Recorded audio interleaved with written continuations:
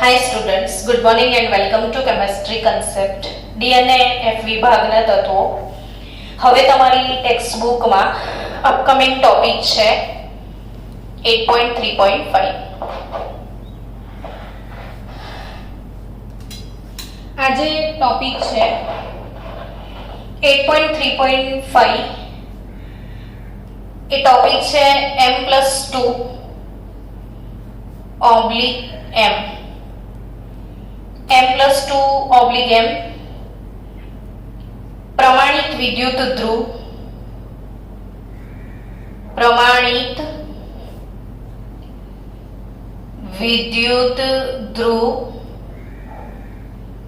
Potential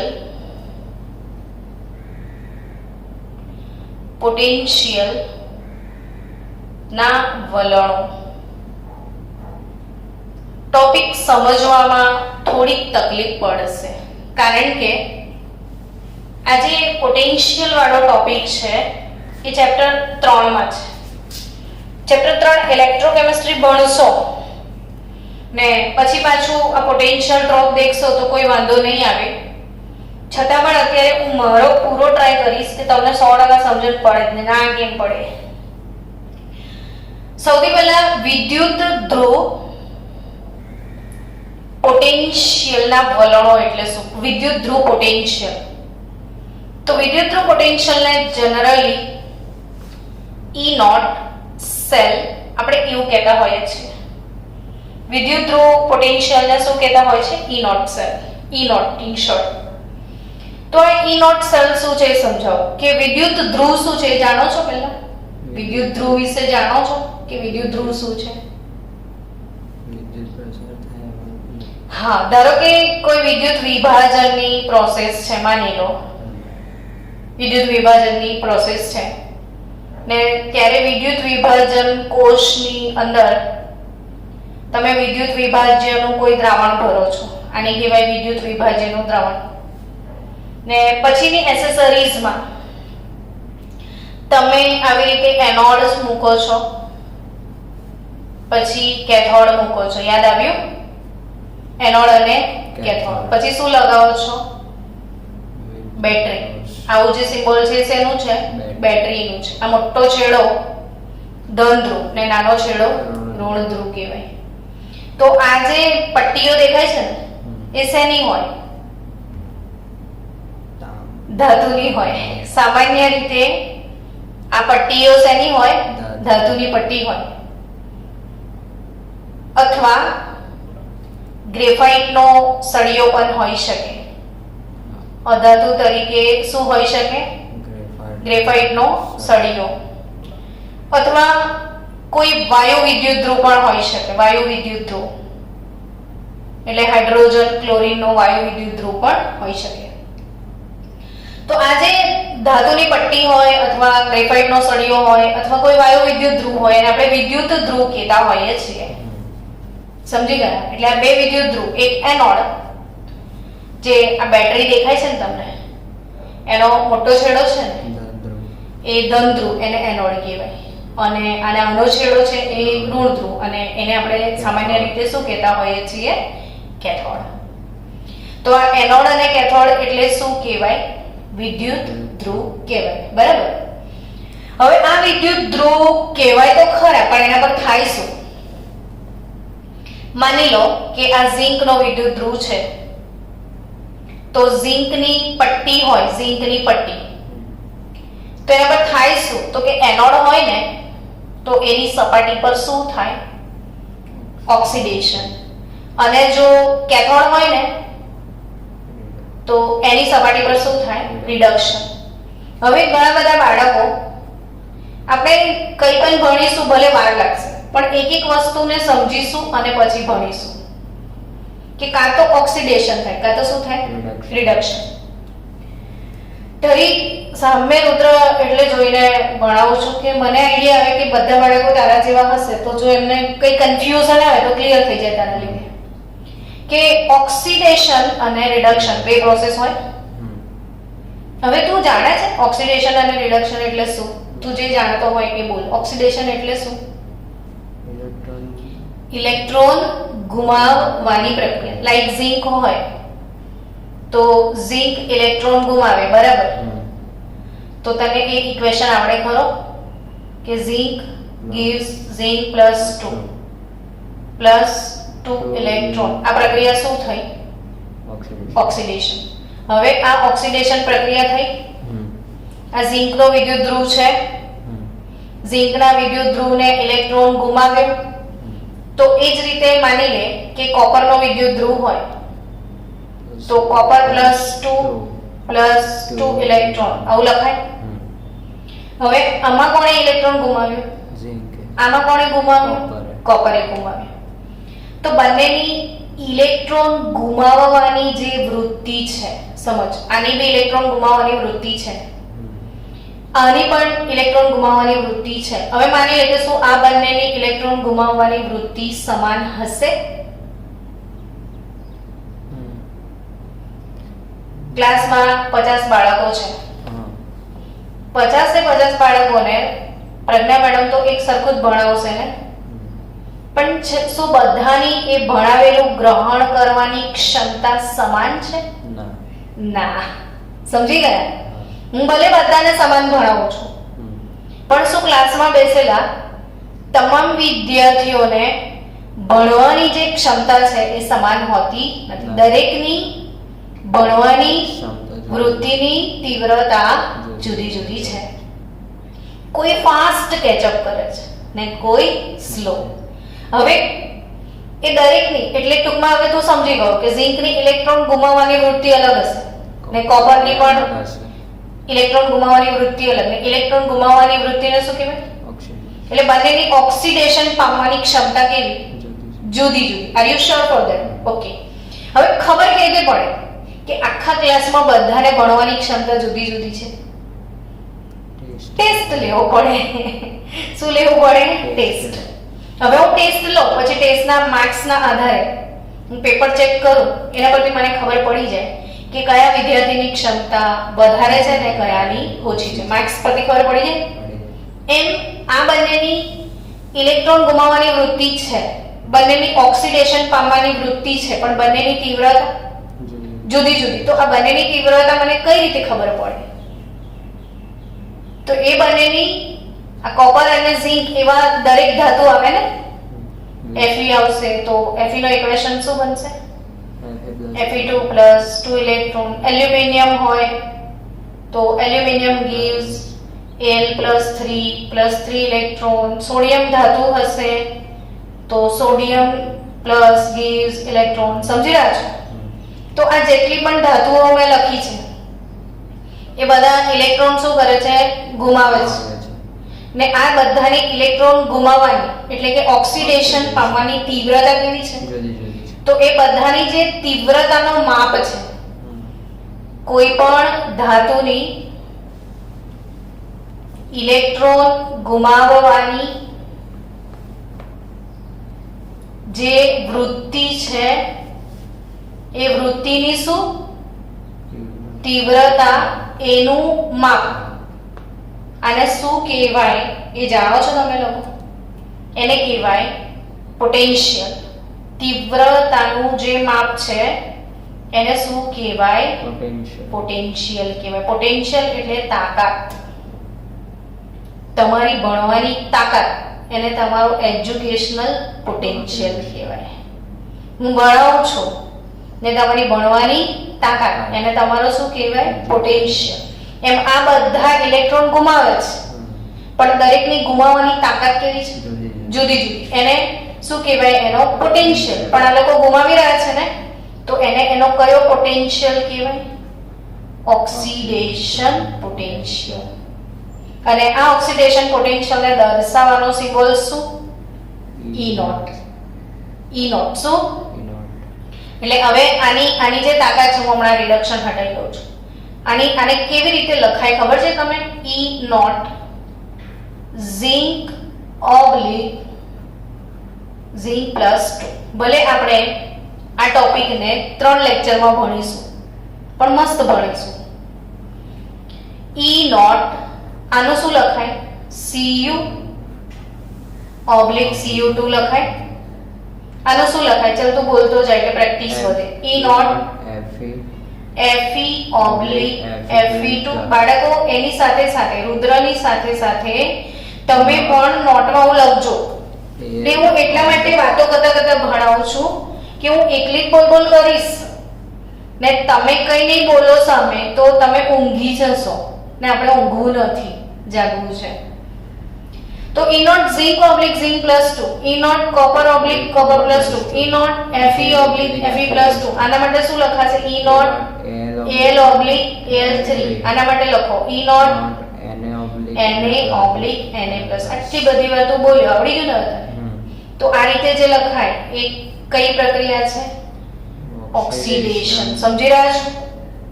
zinc electron ગુમાવે તો zinc +2 બને, કોપર ઇલેક્ટ્રોન ગુમાવે તો કોપર +2 બને. ઇક્વેશન પણ લખતા શીખી જવાના.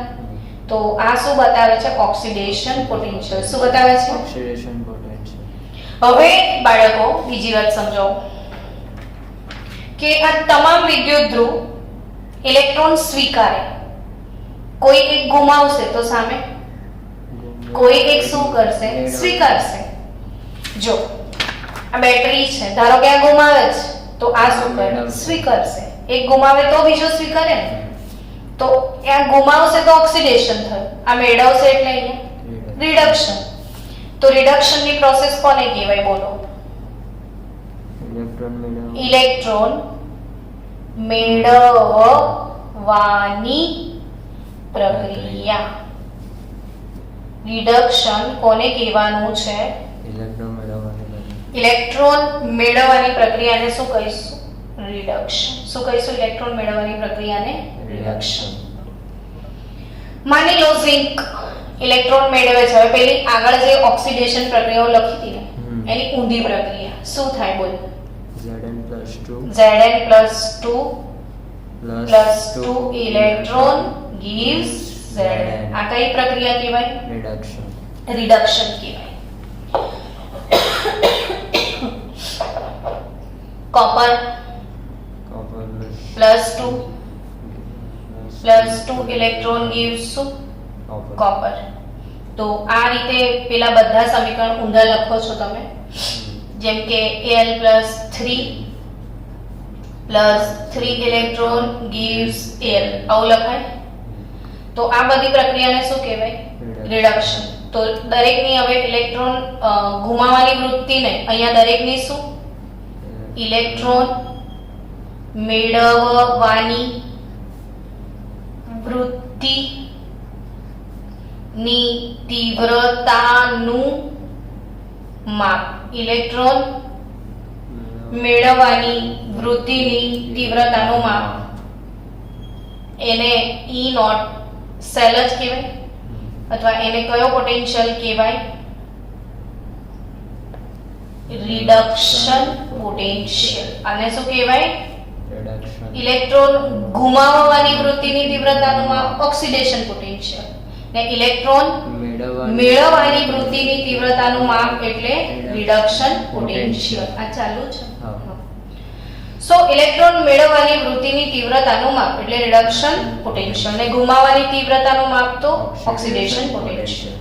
હવે આને કઈ રીતે રિપ્રેઝન્ટ કરાય? તો E not Zn+2 oblique Zn. આવું લખાય ને. પહેલામાં તમે શું લખતા હતા? E naught Zn oblique Zn+2. તો આવું લખેલું હોય તો શું સમજવાનું? કે આ ઓક્સિડેશન પોટેન્શિયલ છે. ને આવું લખેલું હોય તો શું સમજવાનું? રિડક્શન પોટેન્શિયલ છે. Zn+2 ઓબ્લિક Zn પોટેન્શિયલ કદાચ તમારી બુકમાં પોટેન્શિયલ બધાના આપ્યા છે. 220 નંબરના પેજ પર બધાના પોટેન્શિયલ આપેલા છે. 220 નંબરના પેજ પર અને 220 નંબરના પેજ પર એક કોઠો આપ્યો છે, કોષ્ટક 8.2 ને એમાં નીચે M+2 ઓબ્લિક M પ્રમાણિત વિદ્યુતધ્રુવ પોટેન્શિયલ M+2 ઓબ્લિક M બધાને આપ્યા છે. ને એમાં હું ઝિંકની વાત કરું ને કોપરની વાત કરું તો E naught Cu+2 oblique Cu એ આપ્યો છે E not Cu plus 2/Cu તમારી ટેક્સ્ટબુકમાં આપ્યો છે 0.34 ધન આપ્યો છે અને ઝિંક માટે આપ્યો છે ઋણ -0.76 વોલ્ટ અને આ +0.34 વોલ્ટ આપ્યો છે. બાળકો ટૂંકમાં ઝિંક જે છે એની ઇલેક્ટ્રોન ગુમાવવાની વૃત્તિની તીવ્રતા જરા વધારે છે એટલે એનો રિડક્શન પોટેન્શિયલ ઓછો છે અને ઓક્સિડેશન પામવાની ઈચ્છા વધારે છે. હવે જો આનો રિડક્શન પોટેન્શિયલ -0.76 વોલ્ટ હોય તો આનો ઓક્સિડેશન શું થાય જાણો છો? +0.76. આનો આ જ થાય પણ માઇનસ હોય એના બદલે પ્લસ થઈ જાય એટલે કોપરનો કેવો છે? ધન છે 0.34. તો E નોટ આ રિડક્શન છે ને કોપર +2 થી કોપર એટલે રિડક્શન થયું તો ઓક્સિડેશન શું લખાય? Cu/Cu+2 એ કેટલો થાય બોલો? -0.34 વોલ્ટ. તો ટૂંકમાં ઓક્સિડેશન રિડક્શનમાં ફરક શું? તો વેલ્યુ સેમ હોય ખાલી ચિહ્ન ઓપોઝિટ હોય. તો ઇન શોર્ટ હવે ક્વેશ્ચન અરાઇઝ થશે તમને મનમાં કે આ રિડક્શન પોટેન્શિયલ જે આપણે લઈ આવ્યા એ કેવી રીતે ખરેખર લાવવામાં આવે છે, ક્યાંથી આવ્યો, કેવી રીતે શોધવાનો હોય છે એ શીખવાડું હવે તમને. તો એ જે E નોટ સેલ છે રિડક્શન પોટેન્શિયલ નું માપ કેવી રીતે મળે છે એ સમજીએ. તો કે એ સમજી જશો ને જે બ્રિલિયન્ટ સ્ટુડન્ટ છે જી નીટ માટેના છે બાળકો પ્લીઝ ફોકસ કરજો. બહુ મજાનો ટોપિક છે, બહુ જ મજાનો ટોપિક કે આ ખરેખર કેવી રીતે શોધવામાં આવે છે. તો માની લો કે હું કોઈ બી ધાતુ લઉં છું, કોઈ બી ધાતુ ઝિંક કે પછી Fe કે પછી એલ્યુમિનિયમ એની ધાતુ માટે હું એમ લખું. તમને બધાને ખબર છે ને ધાતુ તો ઘન અવસ્થામાં હોય ને કોઈ બી ધાતુ ઘન અવસ્થામાં ઇલેક્ટ્રોન ના છોડે. વાયુરૂપ તટસ્થ પરમાણુ આપણે એવું બોલતા હતા વ્યાખ્યામાં. એટલે ઘનમાંથી પહેલા શેમાં લઈ જવું પડે? વાયુમાં લઈ જવું પડે. તો ધાતુને ઘનમાંથી પહેલા શેમાં લઈ જાઓ? વાયુમાં. મને કહેશો કે ઘન વસ્તુ વાયુમાં કેવી રીતે ફેરવાય? ગરમ કરવાથી. એટલે ઉષ્મા શોષક પ્રક્રિયા કે ઉષ્મા ક્ષેપક પ્રક્રિયા? શોષક. કઈ પણ વસ્તુને તમે અહીંયા ગેસ મૂકશો, બહુ બધી ગરમી આપશો તો એ વાયુ બનશે ને. ગરમ કરશો તો વાયુ બનશે ને. તો તમે અહીંયા ગેસ ચાલુ કરીને ગરમી આપી, ગરમી એટલે ઊર્જા. એ ઊર્જાને શું કહેવાય? એન્થાલ્પી. કોઈ પણ પ્રકારની ઊર્જાને શું કહેવામાં આવે છે? એન્થાલ્પી કહેવામાં આવે છે. ઊર્જાને શું કહેવાય? એટલે M સોલિડ એમાંથી શું બને છે? M gas. હવે એ ઊર્જા કઈ કહેવાય બોલો? તો કોઈ પણ એન્થાલ્પીનો સિમ્બોલ ΔH. હવે ઘનમાંથી તમે સીધા પ્રવાહીમાં નહીં જઈ રહ્યા, ઘનમાંથી ડાયરેક્ટ શેમાં કૂદ્યા? વાયુમાં. જાણો છો એ પ્રક્રિયાને શું કહેવાય? તો કે ઉર્ધ્વપાતન. ઇંગ્લિશમાં શું કહેવાય? ઘનમાંથી વાયુમાં જવાની પ્રક્રિયાને સબ્લિમેશન. તમારી જોડે એવો કોઈ પદાર્થ છે જે ઘનમાંથી ડાયરેક્ટ વાયુમાં જાય? તો કપૂર. કપૂરને તમે ગરમ કરો ને તો ઘનમાંથી ડાયરેક્ટ શેમાં જાય? એ વાયુમાં જાય. તો આ સબ્લિમેશન એટલે અહીંયા S લખાય. ટૂંકમાં આ ધાતુ છે ઘન અવસ્થામાં, ઘન અવસ્થામાંથી એને તમે શેમાં લઈ ગયા? વાયુમાં. તો એના માટે ઊર્જા આપવી પડે ને ઊર્જા જ્યારે આપવી પડે તો એની કિંમત ધન આવે. એટલે અહીંયા પહેલી એન્થાલ્પી સબ્લિમેશન એન્થાલ્પી એવું કહેવાય. હવે ટૂંકમાં બાળકો સમજો, વસ્તુને સમજો કે તમારી પાસે આ ધાતુ છે. માની લો કે કોપર ધાતુ છે. તો કોપર ધાતુ ઘન અવસ્થામાં હોય ત્યારે આ આવી રીતે કોપરના પરમાણુ એકબીજાની નજીક હશે. કોપર ધાતુમાં આ રીતે શું હશે? કોપરના પરમાણુઓ હશે. આ કઈ અવસ્થાની વાત કરું છું? ઘન અવસ્થાની. હવે તમે શું કર્યું એને બોલો? વાયુમાં ફેરવ્યું, ગરમ કર્યો ધમધમાઈને, આ ગેસ છે આપણો, તો આ બધા અલગ અલગ થઈ જશે, હે ને? સમજી ગયો ને? આ બધા વાયુમાં છે એટલે કેવા થઈ જશે? અલગ અલગ. એટલે છૂટા પાડી દીધા. એટલે આખી જે ધાતુ હતી એમાંથી શું લઈ આવ્યો તું? ધાતુનો પરમાણુ. એટલે આ જે એક એક પરમાણુને છૂટા પાડી નાખ્યા, એટલે આ જે ઉર્ધ્વપાતન એન્થાલ્પી છે, શું? ઉર્ધ્વપાતન એન્થાલ્પી. આ ઉર્જા આપી તો છૂટા પડ્યા ને. આ ઉર્જા જે આપી એને કઈ એન્થાલ્પી કહેવાય? ઉર્ધ્વપાતન એન્થાલ્પી. કોઈ બી ઉર્જા ગરમી આપો ને એનું બીજું નામ એન્થાલ્પી. તો આ ઉર્ધ્વપાતનની પ્રક્રિયા થઈ એટલે એને કઈ એન્થાલ્પી કહેવાય? ઉર્ધ્વપાતન. પણ આ ઉર્ધ્વપાતન કરાવવા માટે જે ગરમી આપી એનાથી પરમાણુ છૂટા ના થઈ એટલે એ જ એન્થાલ્પીનું બીજું નામ છે પરમાણ્વીયકરણ એન્થાલ્પી. ખાસ યાદ રાખજો બાળકો. આ જ એન્થાલ્પીનું બીજું નામ શું છે? ઉર્ધ્વપાતન એન્થાલ્પીનું બીજું નામ શું છે? પરમાણ્વીયકરણ એન્થાલ્પી. પરમાણ્વીયકરણ શબ્દને ઇંગ્લિશમાં કહેવાય એટોમાઇઝેશન. પરમાણ્વીયકરણ શબ્દને ઇંગ્લિશમાં શું કહેવાય? એટોમાઇઝેશન. શું કહેવાય એને? એટોમાઇઝેશન. તો ઉર્ધ્વપાતન એન્થાલ્પી અથવા પરમાણ્વીયકરણ એન્થાલ્પી એટલે એન્થાલ્પી ઓફ એટોમાઇઝેશન. એટલે ટૂંકમાં આ જે એન્થાલ્પી છે એને એન્થાલ્પી ઓફ સબ્લિમેશન અથવા શું કહેવાય? Enthalpy of atomization. એટલે પહેલી ઊર્જા પહેલું ઘન અવસ્થામાંથી શેમાં લઈ જાઓ? એને વાયુ અવસ્થામાં. સમજો, ફરીથી હું લખું છું. મેટલ સોલિડ થી આપણે રુદ્ર શેમાં ગયા? મેટલ ગેસમાં ગયા. આના માટે શું કર્યું? સબ્લિમેશન એન્થાલ્પી અથવા એન્થાલ્પી ઓફ એટોમાઇઝેશન, અને એ ધન વેલ્યુ હશે. હવે બીજું શું થાય બોલો? તો કે મેટલ ગેસ એ ઇલેક્ટ્રોન ગુમાવશે. શું કરશે? ઇલેક્ટ્રોન ગુમાવશે. તો એ પ્રક્રિયાને શું કહેવાય? ઇલેક્ટ્રોન ગુમાવવાની પ્રક્રિયાને શું કહેવાય? વાયુરૂપ તટસ્થ પરમાણુ માંથી એક ઇલેક્ટ્રોન દૂર કરીને એક મોલ ધન આયન ના બનાવે? એક મોલ વાયુરૂપ તટસ્થ પરમાણુમાંથી એક મોલ ઇલેક્ટ્રોન દૂર કરીને એક મોલ ધન આયન બનાવવા માટે આપવી પડતી ઊર્જાને આયનીકરણ એન્થાલ્પી કહેવાય. કઈ એન્થાલ્પી કહેવાય? એટલે પહેલા ઘનમાંથી શેમાં ગયા? વાયુમાં ગયા. એટલે ઊર્જા આપી, ખર્ચો કર્યો. હવે તમે એમાંથી ઇલેક્ટ્રોન દૂર કરો છો, ફરીથી ઊર્જા આપી, ખર્ચો કર્યો કે નહીં? આ ઉષ્મા શોષક પ્રક્રિયા, આ પણ ઉષ્મા શોષક પ્રક્રિયા. આમાં ખર્ચો કર્યો પોઝિટિવ, આમાં બી ખર્ચો કર્યો પોઝિટિવ. હવે માની લો આ એમ ગેસ છે,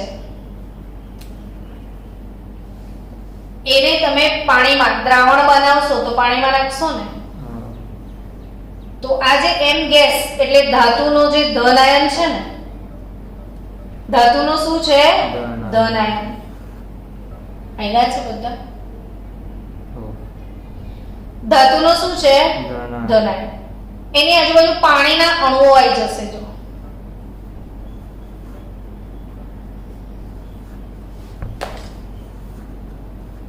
રુદ્ર સમજજે, આ ધાતુના ધન આયનની આજુબાજુ શું આવી ગયું? આ ઘટનાને શું કહેવાય? બોલ. જલીયકરણ.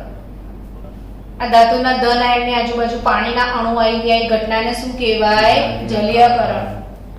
એટલે હવે M+ એક્વિયસ એવું લખાય, કેમ કે એક્વો એટલે પાણી ને એક્વો આવી ગયો, અને એ વખતે ઊર્જા મુક્ત થાય. ને જલીયકરણ એન્થાલ્પીને હાઇડ્રેશન એન્થાલ્પી એવું કહેવાય. ને ઊર્જા મુક્ત થાય એટલે કિંમત કેવી આવે? નેગેટિવ. તો ટૂંકમાં હવે આ ત્રણેય સમીકરણનું હું ટોટલ કરું છું, ધ્યાન આપજો. તો m gas cut, m plus gas cut. તમારે જે જોઈએ છે આવી ગયું. જો મેટલ સોલિડ થી મેટલ એક્વિયસ પ્લસ ઇલેક્ટ્રોન. ને આ પ્રક્રિયા માટે EM ઓબ્લિક m+2 આવું કહેવાય. એ પોટેન્શિયલ કેવી રીતે શોધવાનું? ઈ પોટેન્શિયલ એટલે ઈ કેવી રીતે શોધવાનું? તો કે આ ત્રણે ત્રણ સમીકરણનો તમે સરવાળો કરેલો તો આ ત્રણે ત્રણ ઊર્જાનો શું થાય? સરવાળો. એટલે ડેલ્ટા સબ્લિમેશન એન્થાલ્પી પ્લસ આયનીકરણ એન્થાલ્પી પ્લસ હાઇડ્રેશન એન્થાલ્પી, ત્રણે ત્રણ ઊર્જાનો શું થાય? સરવાળો. હવે ટૂંકમાં આનું મૂલ્ય કોપર માટે પોઝિટિવ આવે છે, બરાબર. કોપર માટે કોપર +2 કોપરનું મૂલ્ય 0.34 પોઝિટિવ આવ્યું ને, અને ઝિંક માટે કેવું આવ્યું? નેગેટિવ. તો ટૂંકમાં આ નેગેટિવ પાર્ટ છે અને આ બંને કેવા છે? પોઝિટિવ પાર્ટ છે. તો આનો મતલબ શું થયો કે ઝિંકની હાઇડ્રેશન એન્થાલ્પી વધારે હશે, હા કે ના? એટલે પછી એની આયનીકરણ એન્થાલ્પી ઊંચી હશે કોપરની. કોપર +2 ની શું ઊંચી હશે? અને આ ધન કિંમત વધારે હશે ઋણ કરતા, એટલે એનો જવાબ ધન આવે છે. કોઈની ઋણ કિંમત વધારે હોય, ત્રણેયમાંથી ઋણ ભાગ વધારે હશે, જવાબ નેગેટિવ આવશે. એટલે આ જે વેલ્યુઓ છે, આ વિદ્યુત ધ્રુવ પોટેન્શિયલના મૂલ્યો કેવી રીતે શોધવામાં આવે છે એ ટેક્સ્ટબુકમાં કોઈ સમજૂતી આપી નથી, અને સમજણ આપી નથી ને પછી આખો ટોપિક આપી દીધો છે. એટલે આ સમજણ તમારે કેળવવી બહુ જરૂરી હતી આજે, ને પછી ટેક્સ્ટબુકના ટોપિક તરફ આપણે આગળ વધીશું બાળકો. તો આ તમે સમજી ગયા હવે કે કોઈ પણ ધાતુનો આ જે પોટેન્શિયલ છે, વિદ્યુત ધ્રુવ પોટેન્શિયલ બે પ્રકારના હોય, ઓક્સિડેશન પોટેન્શિયલ અને રિડક્શન પોટેન્શિયલ. ને એ પોટેન્શિયલ કેવી રીતે શોધવાના? તો પહેલા ધાતુને ગેસિયસ સ્વરૂપમાં લઈ જાઓ, એટલે કઈ એન્થાલ્પી? ઉર્ધ્વપાતન એન્થાલ્પી. કઈ એન્થાલ્પી? અથવા પરમાણ્વીયકરણ એન્થાલ્પી. બીજી વખતે કઈ એન્થાલ્પી આપો છો? આયનીકરણ એન્થાલ્પી. ત્રીજી વખતે કઈ એન્થાલ્પી આપો છો? જલીયકરણ એન્થાલ્પી. પછી આ ત્રણે ત્રણ સમીકરણનો શું કરો છો? એટલે તમને આ ઇક્વેશન મળે છે. તો એના માટે એન્થાલ્પી એટલે પોટેન્શિયલ ક્યાંથી આવે? તો આ ત્રણે ત્રણ એન્થાલ્પીઓના સરવાળા પરથી. એમાં કોઈ જે વધારે હોય એ પ્રમાણે આનો જવાબ આવે. કોઈની ઉર્ધ્વપાતન એન્થાલ્પી વધારે હોય, કોઈની આયનીકરણ વધારે હોય, કોઈની જલીયકરણ વધારે હોય, એના અકોર્ડિંગ આનો જવાબ તમને આવશે. તો આ બધા જ વિદ્યુત ધ્રુવોના પોટેન્શિયલ આ રીતે શોધી શકાય છે. પણ જો આ રીતે આટલી લાંબી રીતથી નથી શોધવા તો બીજી કોઈ રીત છે? તો હા, એ બીજી કોઈ રીત છે. એ કઈ રીત એ સમજાવો. બીજી રીતમાં કેવું કરવાનું? બેટરી બનાવવાની. માની લો કે અહીંયા તમારે ઝિંકનો પોટેન્શિયલ શોધવો છે, તો આ ઝિંકની પટ્ટી મૂકી દીધી, ઝિંક સલ્ફેટનો દ્રાવણ બનાવી દો, પછી એના સાથે એક વિદ્યુત ધ્રુવ આવે છે, હાઇડ્રોજન મૂકી દેવાનો, પ્રમાણિત હાઇડ્રોજન વિદ્યુત ધ્રુવ મૂકી દેવાનો. કયો વિદ્યુત ધ્રુવ મૂકી દેવાનો? આ એસિડનું દ્રાવણ લઈ લેવાનું, કોઈ બી એસિડનું દ્રાવણ. ને આ જે વિદ્યુત ધ્રુવ છે એને પ્રમાણિત હાઇડ્રોજન વિદ્યુત ધ્રુવ કહેવાય. ને આ વિદ્યુત ધ્રુવનો પોટેન્શિયલ હંમેશા કેટલો ધારી લીધો છે? 0.0. પછી શું કરવાનું? આ બંનેને જોડીને બેટરી બનાવી દેવાની, ને રસ્તામાં પોટેન્શિયોમીટર મૂકી દેવાનું. પોટેન્શિયલ માપવાના સાધનનું શું નામ છે? પોટેન્શિયોમીટર. આખી પેલી મહેનત મજૂરી આપણે કરીને એ ના કરવી હોય તો શોર્ટકટ. તો શોર્ટકટમાં શું કરે છે આ લોકો? કે બેટરી બનાવે છે. બેટરી કઈ રીતે બનાવી? તો આ બાજુ ઝિંકનો ધ્રુવ મૂકી દીધો, આ બાજુ શું મૂકી દીધો? હાઇડ્રોજન. હવે હાઇડ્રોજનનો વિદ્યુત ધ્રુવ કેટલો છે? 0. જનરલી ઈ નોટ સેલ કેવી રીતે શોધવાનો હોય છે? બેટરીનો પોટેન્શિયલ, આખી બેટરીનો potential E naught cathode minus E naught anode થી શોધતા હોઈએ છીએ. આ કેથોડ છે હાઇડ્રોજન, આ એનોડ છે. કેથોડ નો 0 0 છે. અહીંયા જે જવાબ આવ્યો એ x કહીએ તો E નોટ એ મળી જશે તમને ડાયરેક્ટ જ. તો આ પ્રમાણિત હાઇડ્રોજન વિદ્યુત ધ્રુવ જે છે એનો પોટેન્શિયલ કેટલો છે? 0. એટલે દુનિયાભરના જેટલા ધ્રુવ છે ને એને અહીં ચોંટાડી દેવાના, અહીંયા હાઇડ્રોજન મૂકી દેવાનું. આનો 0 0 છે એટલે અહીંયા જે બી જવાબ છે ડાયરેક્ટ કોનો આવી જાય? એ વિદ્યુત ધ્રુવ. પડી કે નહીં સમજ? હે ને? તો આ બીજી રીત શોર્ટકટ. તો બે રીતે પોટેન્શિયલ શોધી શકાય છે. તો બાળકો પોટેન્શિયલ કેવી રીતે શોધવાનો અને પોટેન્શિયલ શું છે એ સમજાવ્યું મેં તમને આજે. તો આવતીકાલે એ જે પોટેન્શિયલ છે ટોપિક 8.3.5 એને વધારે ડિટેલમાં લઈ જઈશ. તો ત્યાં સુધી આટલું શીખજો.